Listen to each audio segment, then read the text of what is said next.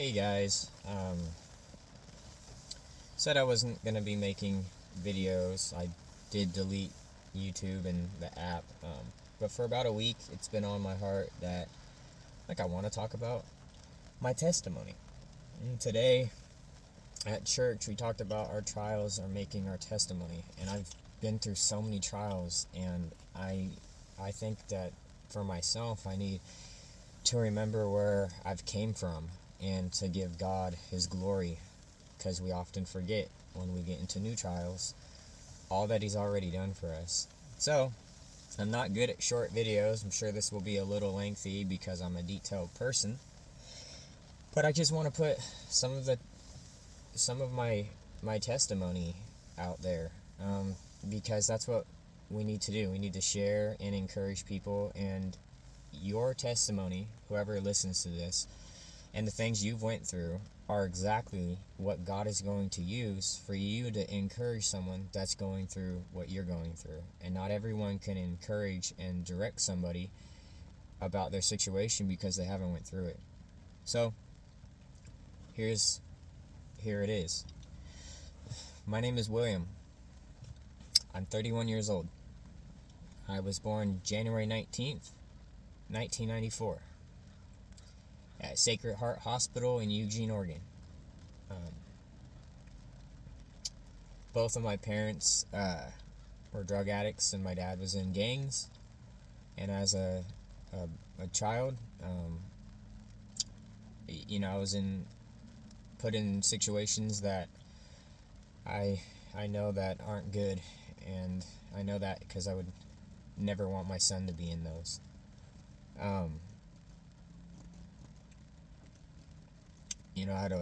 I remember when I was 3, hiding by a bush at a white fence at this place my mom left us, and holding my 1-year-old brother, and memories of holes being punched in walls, and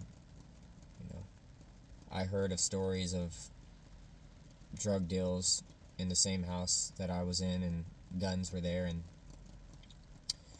anyways, when I was about 3 or 4, my dad got in an accident for drinking and driving, and he killed somebody. So he went to prison for 8 years, and my mom wasn't fit to be, a mother. She was always coming and going and leaving us. So I don't know all the effects of these things, but life has an effect. I've heard stories of my grandpa, finding me at a motel and giving me a banana, and when he looked away, I put my hand behind my back with the banana, and I put my other hand out. So that just tells me, for one, I was smart, and about survival. My grandpa knew that I was pretending to be asleep when he showed up, and I wish that I could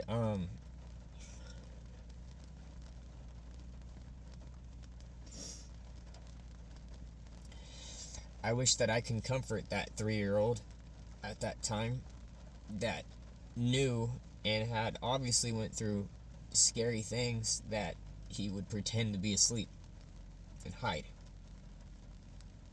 Sorry, this is hitting in a new way.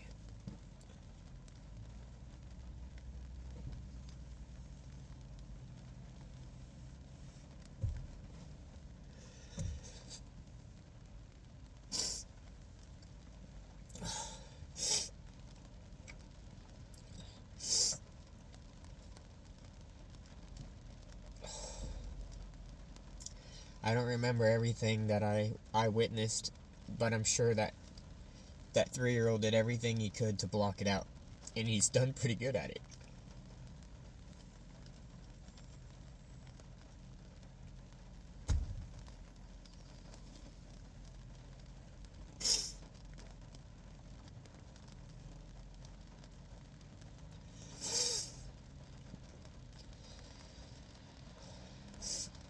due to my dad going to prison and my mom not being really a mother, me and my brother Michael, we were in foster care.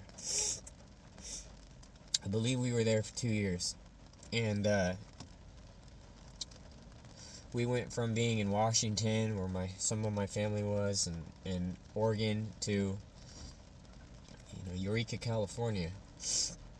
And I remember we lived with this foster care lady. Her name was June. And she had a son, and then there was a number of us kids, and I remember her play stuff in the backyard, and a brown fuzzy blanket on the top bunk that I would stay on, and I remember crying.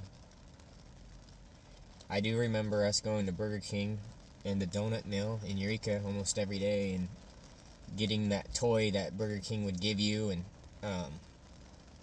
I had this little like a doll eyeball that would light up, and you get Pokemon cards, and back then they'd give you a little gold metal card, and that's my memory that I remember.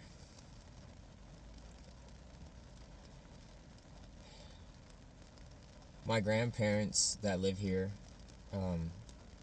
they were across the country in New York. My grandpa he was traveling and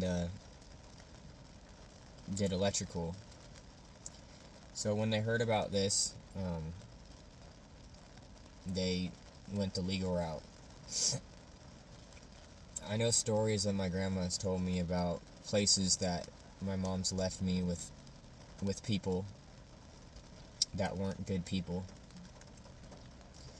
and the disgust that my grandma would have from my mom leaving us with these people. And I've only told one person about that recently, and like that, a few minutes ago I had a new care and a hurt exposed in the light that got me emotional, because I never went back and looked at those hidden files.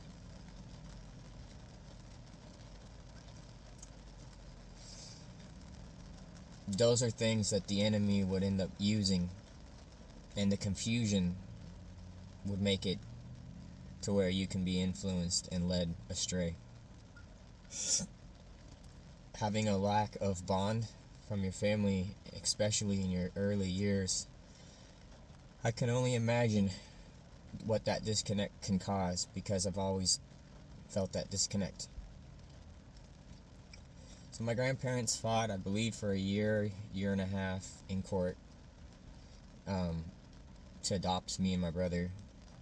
And I believe in the meantime, when they got a house, we were going out with this woman through the system that would take us out to outings. And, I only remember so much of that. I remember for the first time seeing Land Before Time. I remember I got a shirt from, I think, Arizona with a snake on it, a rattlesnake. And I remember us me and my brother imprinting our hands into this cement thing and dating it. And it was at my grandma's house today with the year 2000 on it, when I was 6. I remember a couple outings with my grandparents for the first time at Sequoia Park in Eureka, and when they had the big slides. I remember seeing my brother on my grandma's lap, and I think that I was jealous or something and wanted attention. That hits too right now when I say this, because I always wanted attention. And so to get the attention, I decided it would be a good idea, with my socks on, to surf down those giant slides from back in the day. Well, anyways, I fell off that 10 or so higher feet, 15 at 6 years old, and broke my arm on the big roots from the tree that the slides were in. So I remember going to the hospital and they gave me oxygen in my nose and being out of it and this and that. I remember that. I said that this wouldn't be short.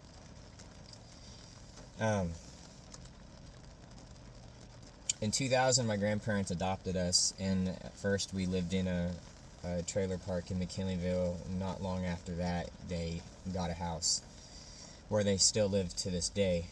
And there was good and bad times, and the effect of the stuff that me and my brother were exposed to and how it affected us, which I'm still trying to figure out all the way, because as a child I can see, just like as an adult, we want to run from the hurt and get our mind off of it, our heart off of it, and I see that that's not healthy.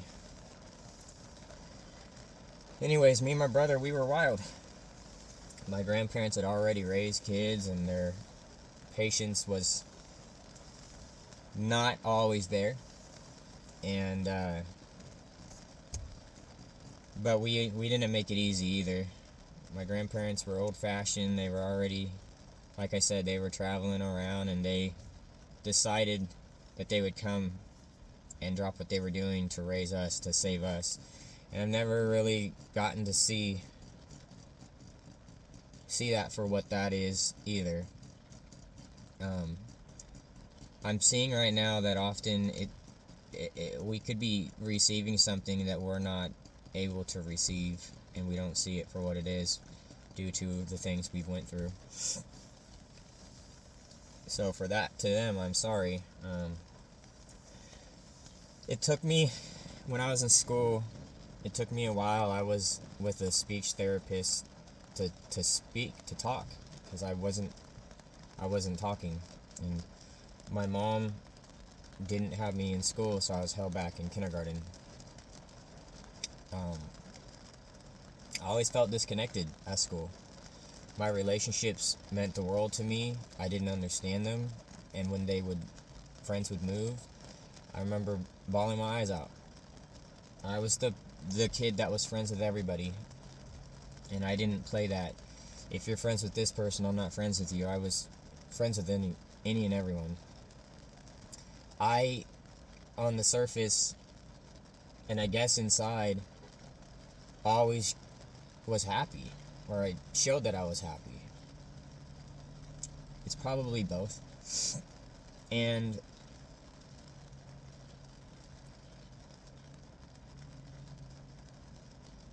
But inside, I didn't know what my purpose was, what life was even about. We were sheltered growing up with our grandparents, and we were harboring emotions that we don't fully understand even. And they were old-fashioned, so the way we got disciplined wasn't really the best. That's as far as I'll say. So there was fear that grew on top of the things that we went through as babies. And my brother was violent. He had anger issues since he was young. I'd know how to get under his skin. He'd beat me up. I was not a fighter. I know at school I made excuses and told my friends that if I'd get in trouble if I fought my brother, and that was a lie. He just had anger and I didn't, and he'd beat me up.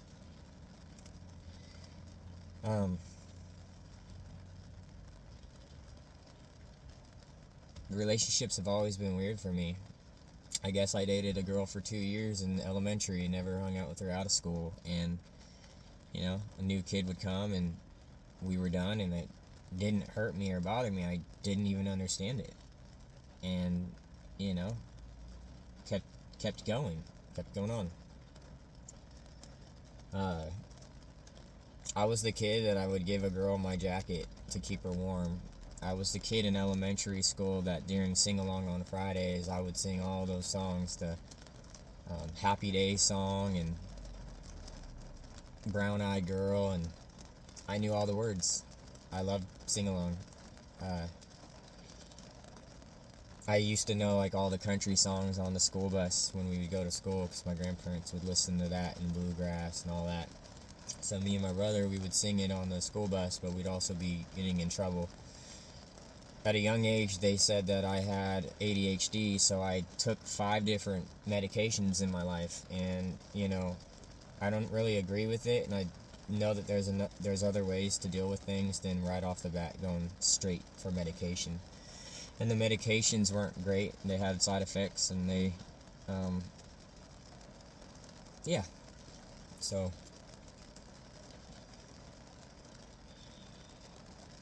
me and my brother, we were always looking for trouble, and we were always looking for, I don't know. Remember growing up, I had a little Harley Davidson electric bike, and it had saddlebags on it, and I would fill them up, and when we'd go on the street in front of my grandparents' yard, I used to feel like we were going on a journey, and I'd have to have things prepared. And this was my thinking. I obviously couldn't explain that at the young age, but it stems with that example of my grandpa giving me a banana. And I did this in so many ways.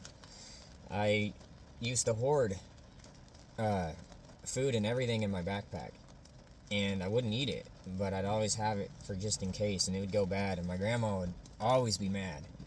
But again, this was something that grows, that happens. There's a root to it. We need to look for the solution, and so God's the solution. I remember through my eyes, my memory right now, all the different emotions throughout all of my school, and seeing that time was just passing by, and I really just didn't understand how things worked. I was amazing at basketball at a young age and couldn't try out because of grades. I don't know how to make sense of it, that we were doing schoolwork and this and that, but didn't understand that I had to do good on it, and if not, you couldn't try out. So it took me a couple years to kind of finally to learn that, and I was amazing at math. I was the best person in math in class, and this was an area at the time that for some reason that was cool to the girls. So that was kind of where my confidence was, but it didn't stick. My intent wasn't to be cool to the girls. It just happened to be. Anyways, to make a long story short, me and my brother, we would used to go and just cause mayhem through the towns and stuff, and we got,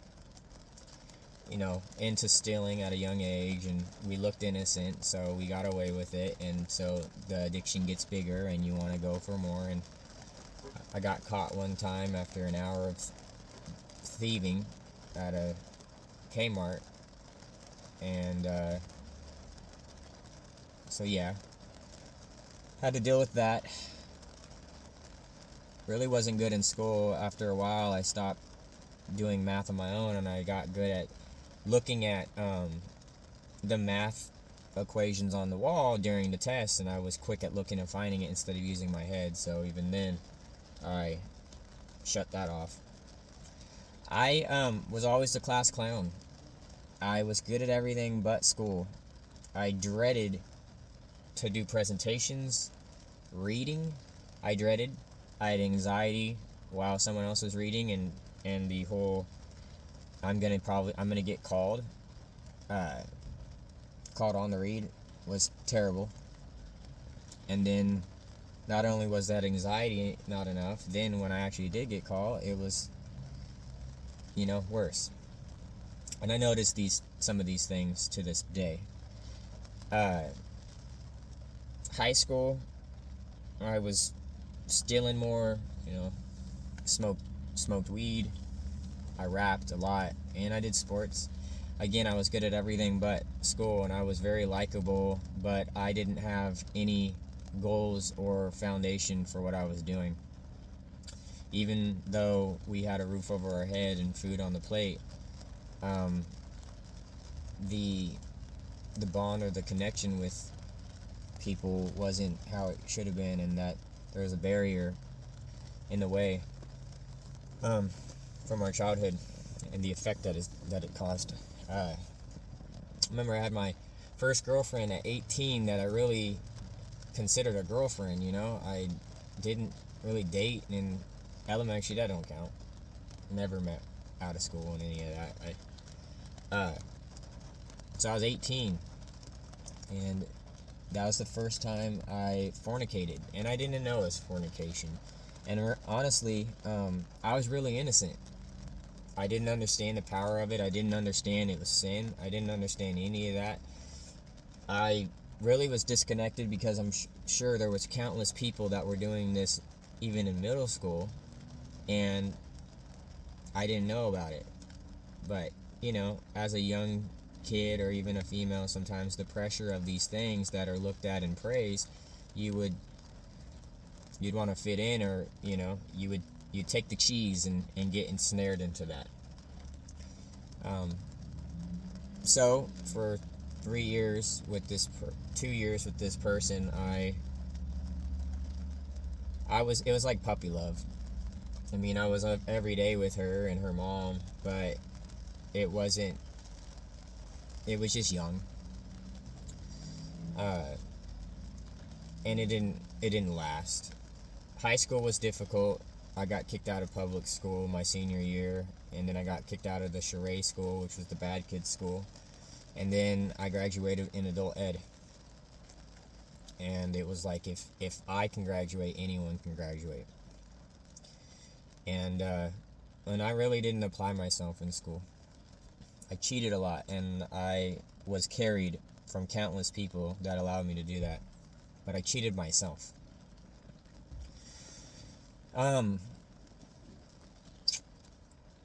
When I was 20, my dad, Gabriel, came down here, and we walked to Long Beach, California.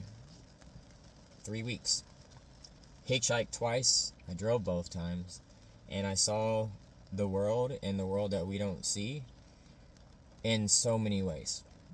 And we were seen, like my dad would say, we were two lights and we would be seen. And we were questioned and encountered and did a lot, saw a lot. Those are blessings. But I still hadn't really hit rock bottom yet. When I came back, I dropped what I was doing and getting ready to do, looking for a job, and left, and didn't believe I was ever going to come back. Remember, if you know Humboldt County, by Indianola, there's, on the freeway, there's eucalyptus trees, and I looked over to the mountain over there when I'm walking to Eureka, and I had tears in my eyes, like, I'm going to go save the world, and I wasn't going to come back. So we did a lot. We made it. There was a lot that happened. We were protected, and I didn't understand and know the protector. Anyways, for those that have ever heard some of the stories, you know what I mean. But I was longing for my ex, and I don't know why, but so I came back. Well, when I came back,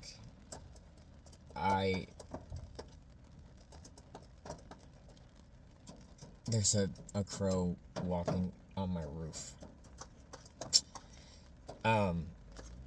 I became homeless you can see it. Wild. It's distracting me. I became homeless. I was homeless outside in Eureka. I carried everything, almost my own weight, on my back everywhere I'd go, and I met a lot of people. And I got involved in sin, and the highlight of my day was when all these people would meet with me, and then I would be alone at night. And sometimes some of these people that were house hopping would stay out with me and we'd smoke and this and that. But a couple months into it, it's hard when you sleep outside and you get woke up in the AMs to being rained on, or you put your shirt over a school's light outside of the school to warm up. I stopped smoking weed. Eventually, I got a job. And I wasn't done, though, with the crowds that I had found and the things that I had done. I got the job, I got the car, and then, like a lot of smart people, I I decided, I guess, that I was gonna juggle this work life because I didn't understand the responsibility of it, and still be around and do the same things that I was doing with these people before. So you get used, but I'm just going after the wrong people and the wrong things to fulfill me. And I did that growing up. I did a lot of things that somebody wouldn't think that I would do by looking at me, and I didn't know my path.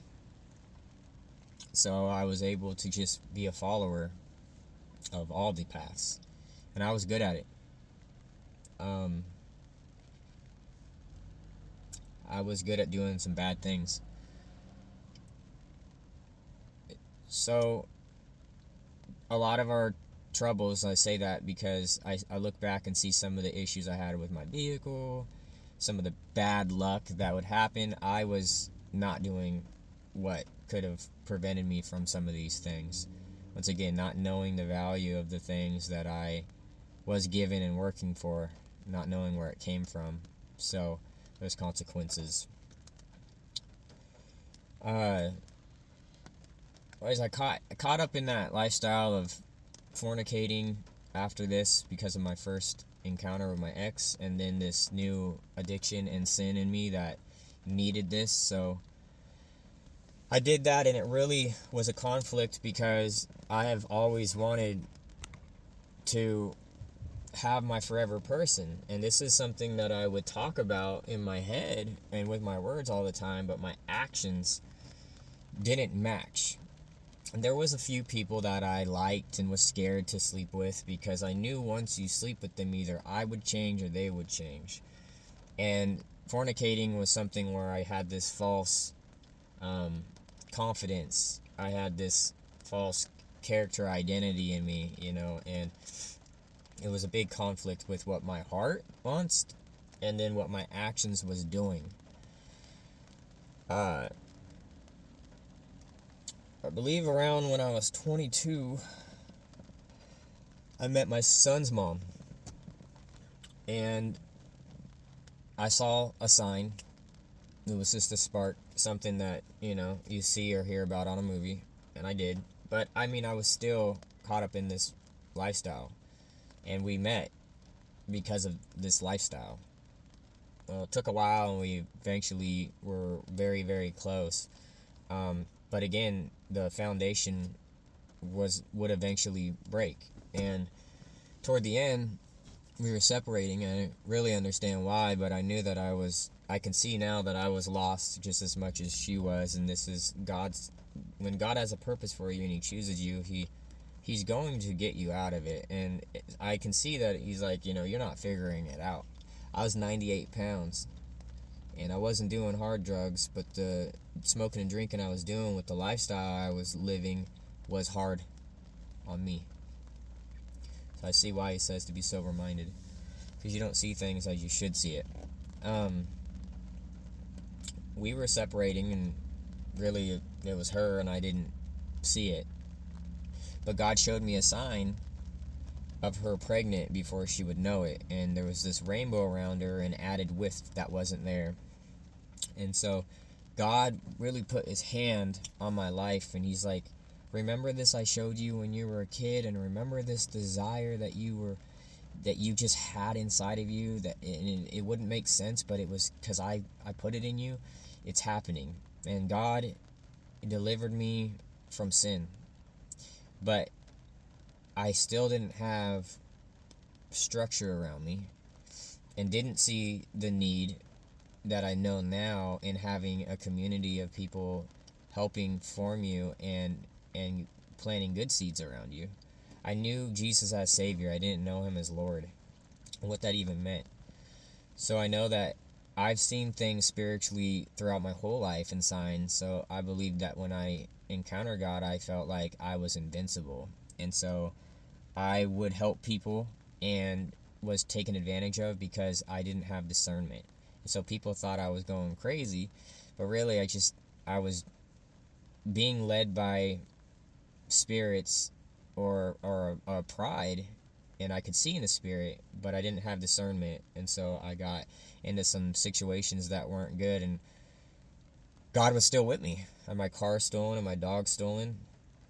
My keys for everything were taken. I had to go break into my own trailer to sleep at night and pretended I was holding my dog, and my vehicle was found 45 miles inland at gunpoint, and my dog ended up being at a shelter, and she was scared. I still have her mugshot.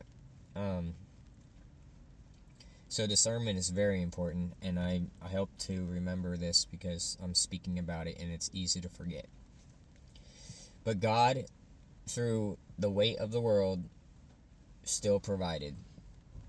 And I don't even think that I was really praying then. I was seeing in the Spirit, but it wasn't all just the Holy Spirit. I didn't understand.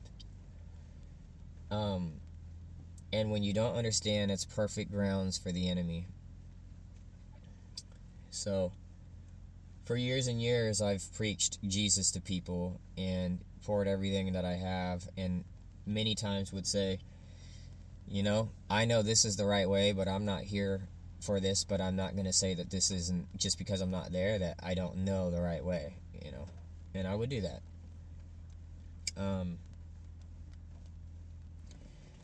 I was single about 6 years and hadn't dated anyone.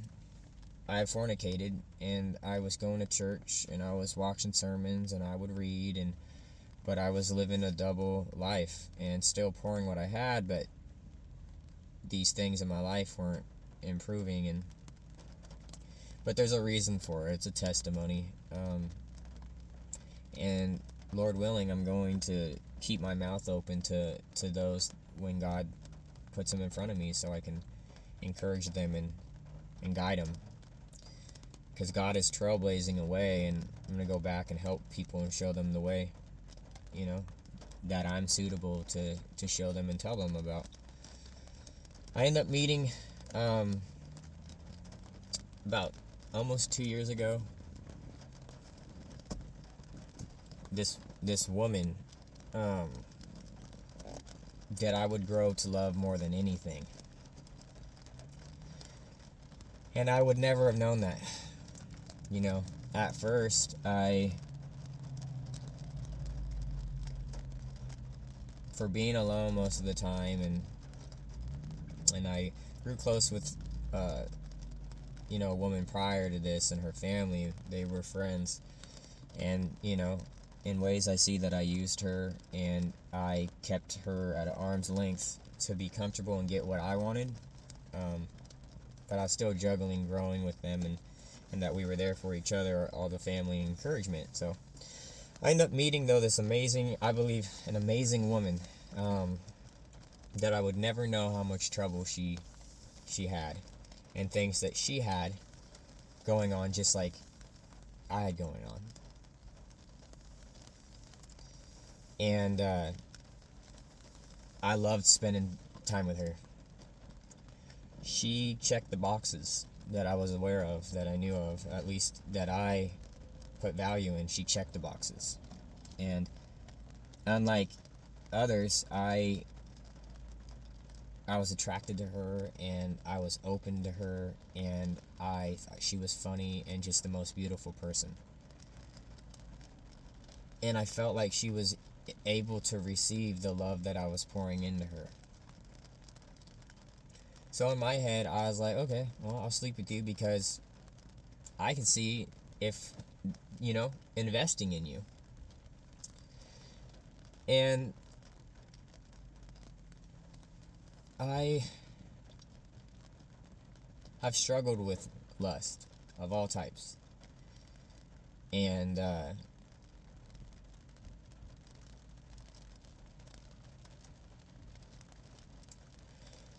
I just love that I could have somebody every day or whatever to spend time with, because I was predominantly alone, and I really loved that. And eventually I would be with her like every day, and I loved that.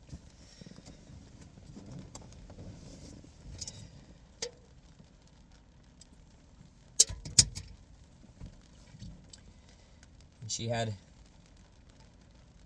a number of kids, and at first, I liked it, but and a lot of times it was difficult because of their behaviors, and I really truly didn't understand the behaviors like I would eventually understand. And even now, seeing things deeper and being able to see things deeper, because I had behaviors too with where I grew up, and had issues within my behavior and thinking and stuff because of what had happened to me, and that's natural.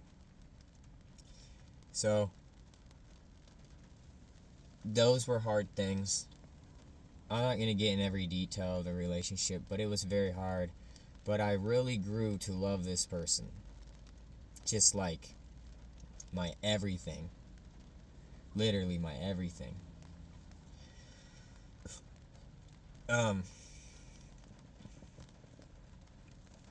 As we discussed recently,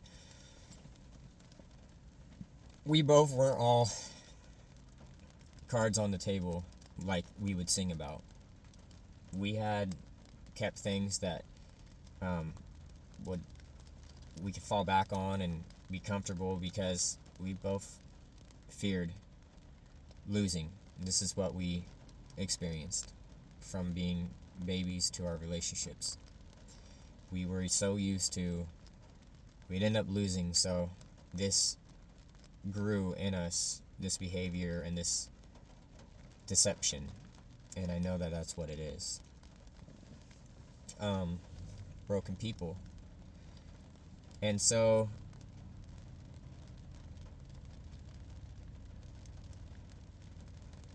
pretty early on, we both, things that we had hid would show up, and the relationship would never be the same. I believe we were still addicted a little bit with each other in the time that we had spent and the good that we had seen in each other, but we would never view each other the same since. And for me, it just makes sense. I knew God, I knew His way, and I didn't really realize the danger I was in with some lifestyles I was still doing. I knew that lust was the number one sin that I would repent for, and whether it was watching things or doing it or with myself, I swear thousands of times repenting is for the same thing. It's really difficult to approach God like that over and over.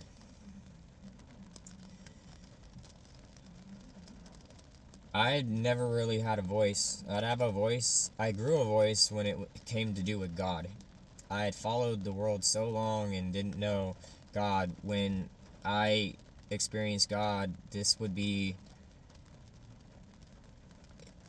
just this light on me, even through all the dark that I would do with people.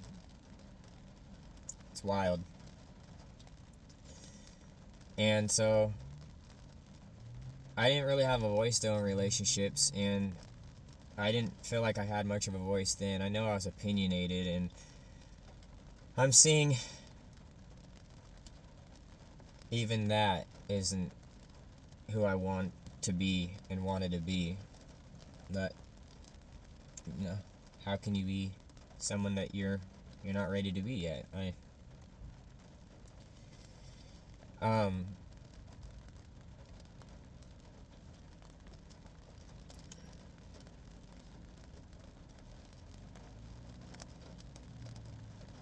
I took on emotions in the relationship that had me away from the person that I was, but also I think sh- uh, exposed seeds that were already there, because the possibility and the capability of these things, they don't just show up.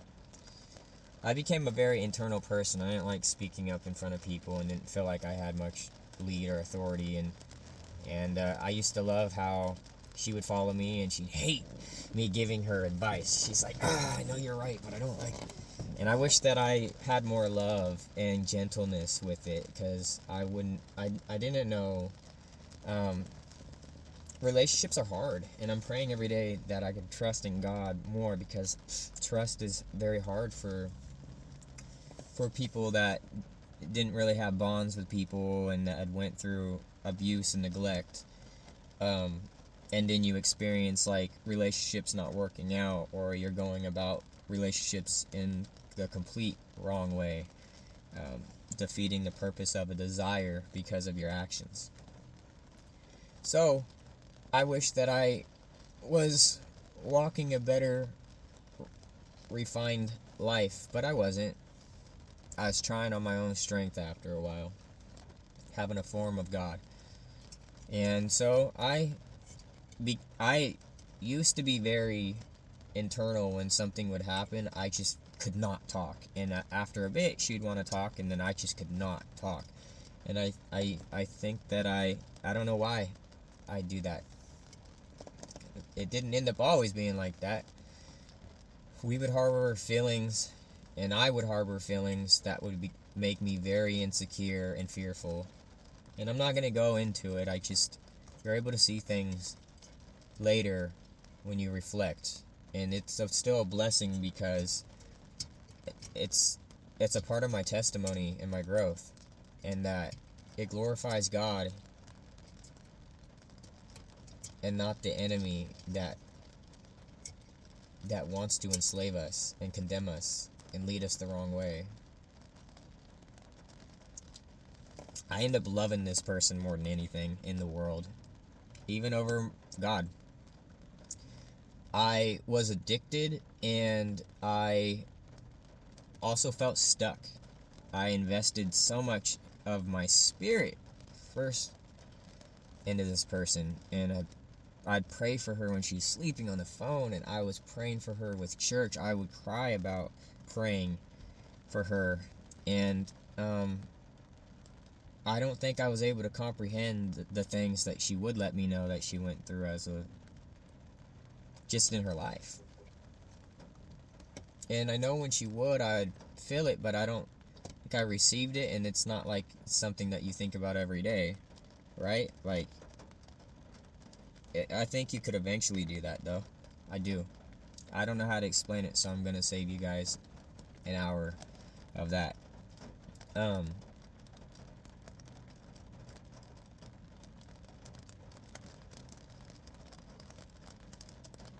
We were hurting each other a lot, and in the beginning we didn't have good seeds. We weren't capable of it.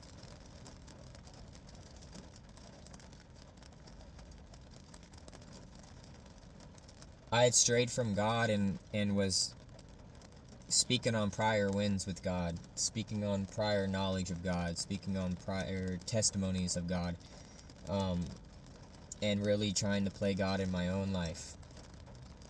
And so I understand the fear of God far more now. Through the hurt that we caused, and some of us would cause more than others, we still were together, and we were just hurting, and we could never get past it. And there was fighting and arguing, and just everything that could come from it. Behaviors that should have never happened.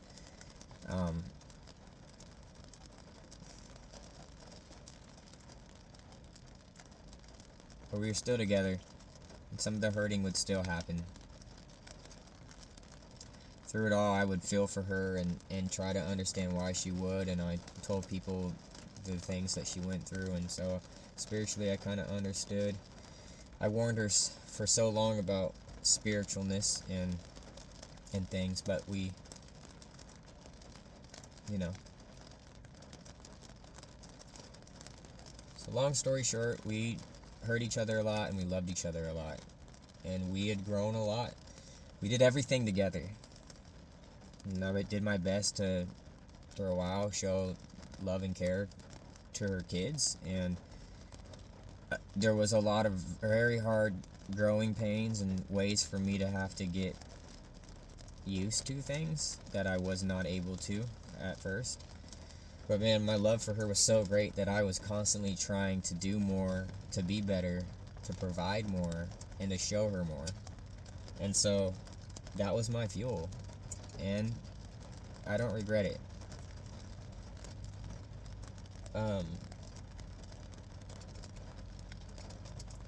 I don't know fully why we stayed together.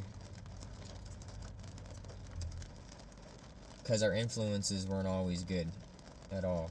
And sometimes those were the influences that were the loudest that we would listen to. But we had this tie and this bond together. And there was sin, but there was so much that would come from it. And it's a part of the story that God already knew was written for us. This woman made me have no desire for anyone else.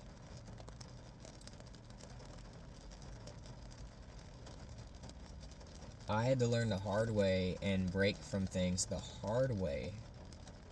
And I learned fear so many times from loss. And some of the things you'd be like, well, how did you not expect this with doing this? But through my whole childhood, I was disconnected. I had to learn ways of loss that were confusing and I didn't understand. I just accepted, and I know that it changed me.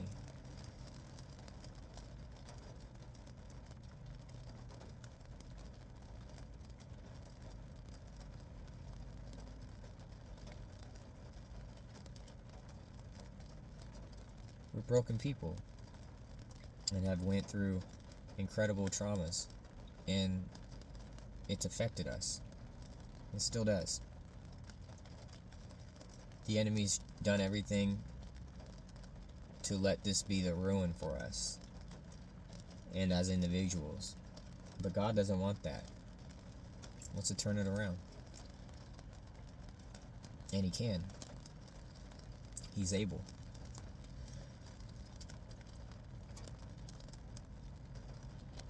I'd go everywhere with her and wanted to lead and encourage all of them. And I was good at it.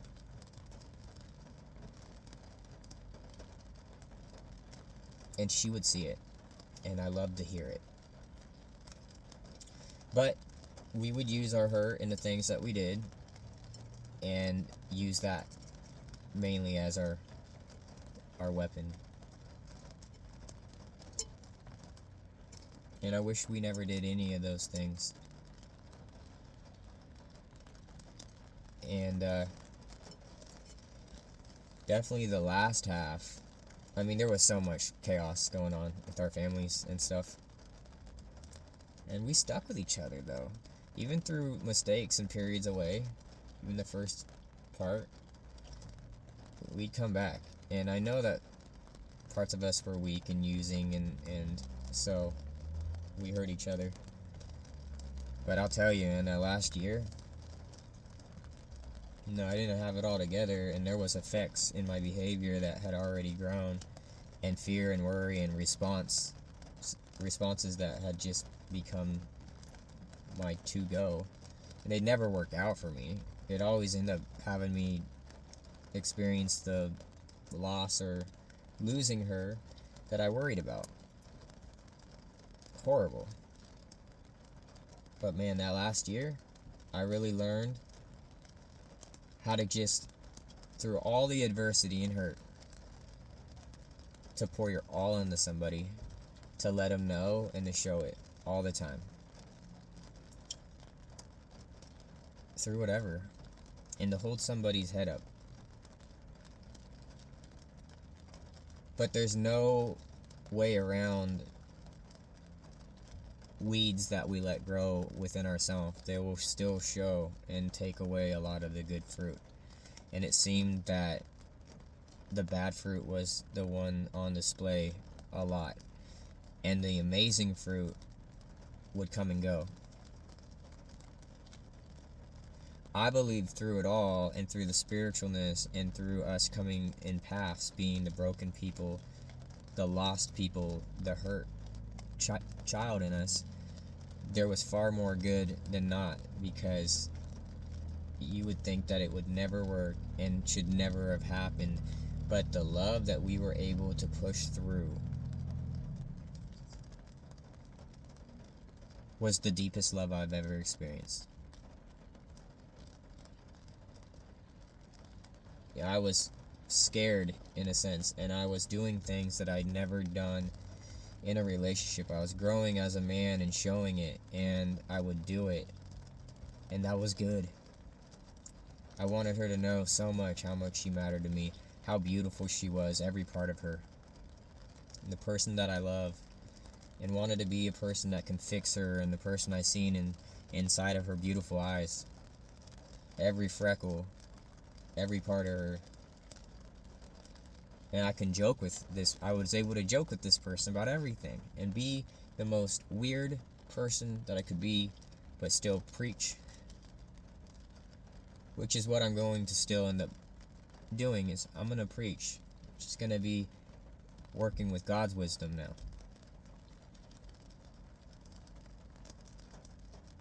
God's way.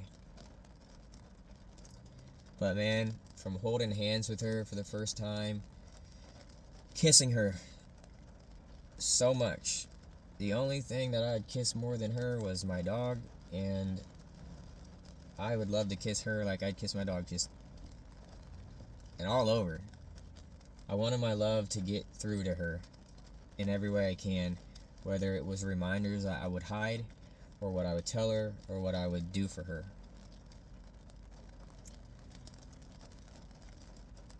We've had to learn the hard way so many times, but I cherish and am grateful to God for the amazing highs that I experienced with this person. But it wasn't all bad. It wasn't all good. There had been a number of court things, and with us being tied together but not able to get along consistently, and decisions that were still being made that was against our relationship, we had court. And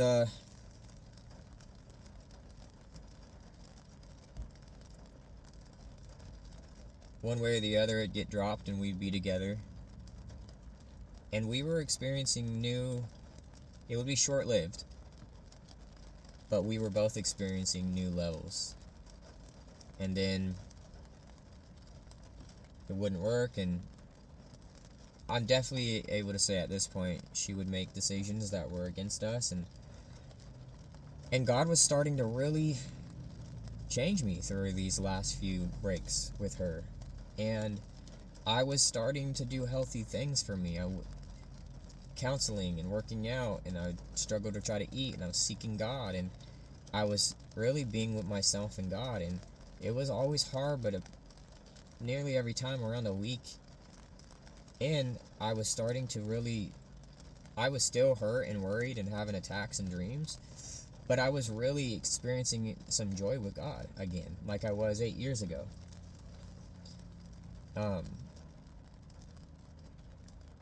But I was longing her and missing her. This was my best friend. She's my best friend. My absolute best friend. And so when she'd reach out, I would just fall right back in, and we'd still have issues there. A new issue would come up, and the new level of love that we had couldn't last, and then we would split, and then we would have court, and then we'd still, and that happened quite a bit for the last 6 months. We were doing things on our own, in our own ways, and as I say that, one of the things that I wish wasn't like that was the times that we talked together and we would stay united on everything. Because if we stayed united and we're heading in the same direction, I think we were unbreakable. But during these things, we both went through a lot of hardships, and we would blame each other most of it, but it wasn't all of us at all. And there was so many other people involved in circumstances and things that was doing it. But I see still a part of the testimony, still part of it, and still can get through it. And the last time that we were together was the best time that we were together. And I mean, our love, it was coming together. But I see the influence of sin and not being in right standing with God. God allows both good and bad, and He knows the love that we experienced and that we had. But with that deception in there, that sin, He knows where it'll be. And in the sin, mistakes were made that were really mistakes.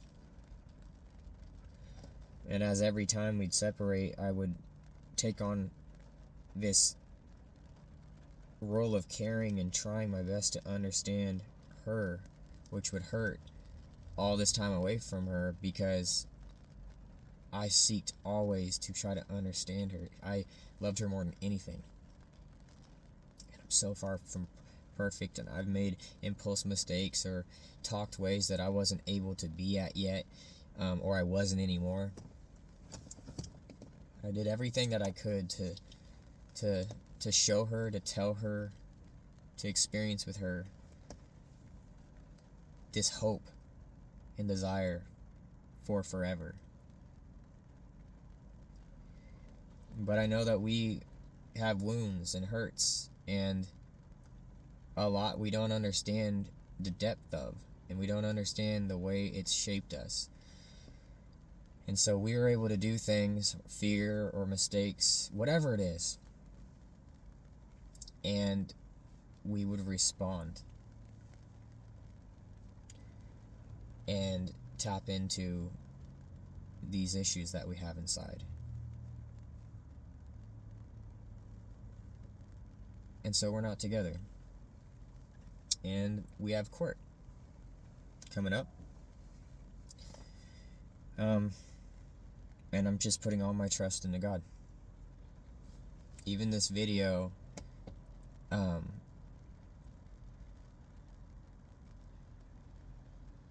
I've wanted to talk a week ago that who you were before isn't who you are now, or who you are going to be.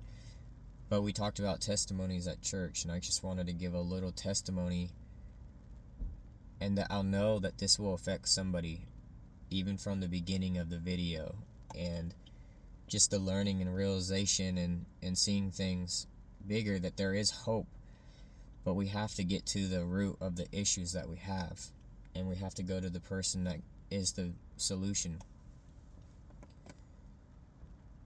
On our own, things only can last so long, and in sin and in our own version of love, we can make mistakes that we have no idea the consequence or the effect that it has on us or others. I don't believe for either of us during the whole time that we ever tried to hurt each other. I think that we were hurting, and we made decisions. We were weak. There was some using. There was some fear. There was emotion. But I loved her more than anything.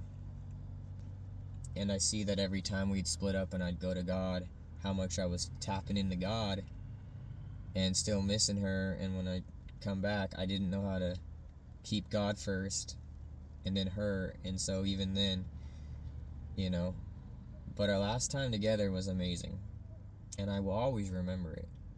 There was a lot of amazing things going on and new support that was going on. But that had been a thing even a couple times before, and then in a second it would flip.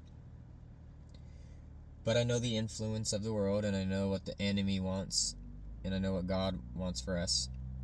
And so some of the things don't surprise me, just they hurt. You can hurt for a long time and not understand what is the reason for it and still be hurt. You can make mistakes and not even really know that the reason for it or how it could happen and still hurt. Being a human is complicated. I'll look back at this video years down the road and be like, dude, you were just starting to figure it out. Lord willing. I experienced so many firsts with this person, and I grew to love everything about her, other than the attitude she'd get. I loved the person that was practicing forgiveness, because even at times when I would be angry, I wouldn't want to go to bed, and that was a problem for me to be able to accept to go to bed, because she would harbor feelings, and the next day I would want to be lovey, and so